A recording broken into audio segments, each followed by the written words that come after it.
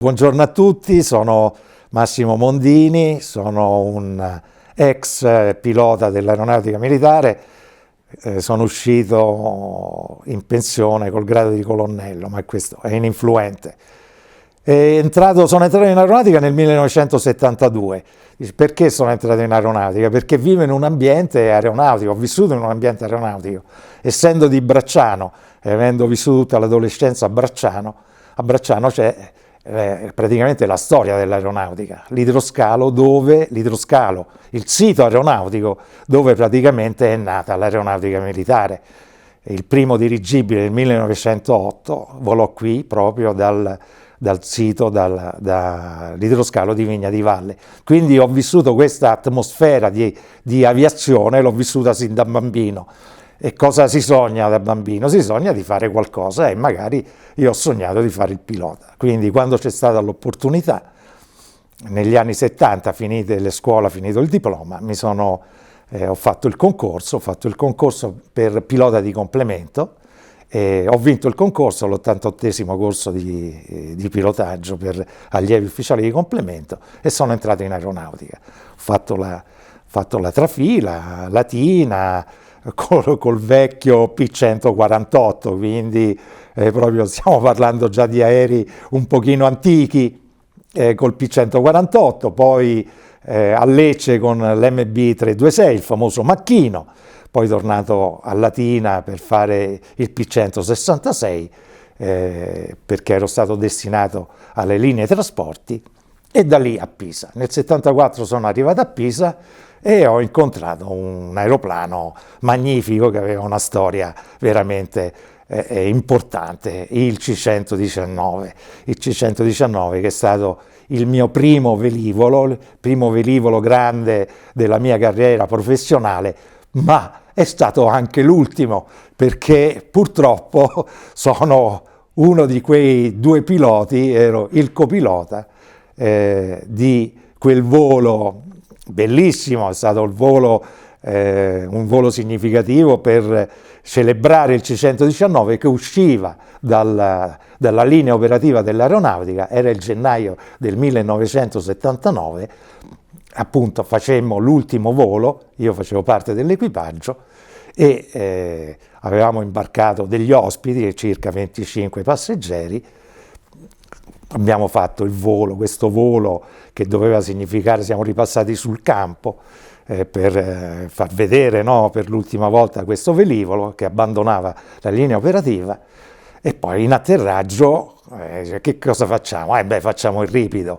E che cos'è il ripido? Il ripido era una manovra bellissima ma pericolosa, una manovra che si faceva in tempo di guerra, cioè si arrivava a 1000 piedi sulla soglia pista dell'aeroporto, della pista, e poi si toglieva motore, si mettevano tutti i flap e si praticamente in picchiata si andava proprio ad atterrare poco dopo la soglia pista.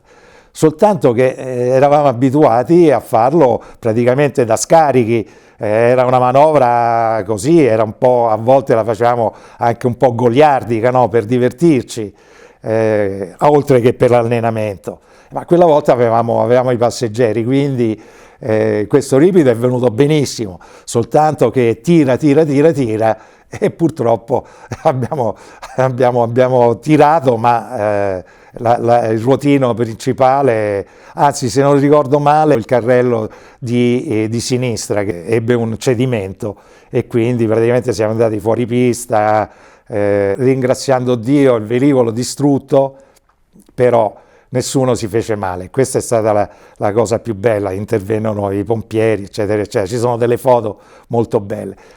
Peccato che erano tutti a pranzo, c'era il pranzo proprio per questa cerimonia, e quando con il generale di squadra, non mi ricordo allora se c'era il comandante della seconda regione aerea, perché non c'era ancora la squadra, non c'erano queste altre, l'organigramma era diverso dell'aeronautica, stiamo parlando del 79, e erano tutti a pranzo a festeggiare e aspettavano noi che, terminato il volo, saremmo entrati trionfalmente. Siamo entrati a mensa e momenti ci sparavano, perché veramente è stata, gli abbiamo rovinato veramente la festa, sia all'aeronautica sia alla 46esima, però credo che poi dopo un po' ci hanno perdonato come si perdonano tutti i colleghi quando fanno qualche stupidaggine, che poi non era una stupidaggine, è stato un errore. Tra l'altro io ero il secondo pilota, il primo pilota, il comandante, era un pilota esperto, bravissimo, quindi poverino, insomma, rimanemmo male, ma tutto qua. Ecco, questa è un po' è la storia iniziale della mia carriera. Dopodiché ho continuato alla 46esima Brigata Aerea, dopo il C-119 ho fatto il passaggio sul C-130, ho fatto il capo equipaggio sul C-130, capo equipaggio MAFS, istruttore navigatore, eccetera, eccetera. Insomma, la carriera che si fa al gruppo, più o meno. Dopodiché deciso di venire via da Pisa, anche per motivi familiari, ma comunque sono arrivato a Roma, ho lavorato alla seconda regione aerea, dopodiché sono andato praticamente al Comed Cent e alla squadra navale come sia rappresentante italiano presso il comando NATO del Mediterraneo centrale, sia come ufficiale di collegamento.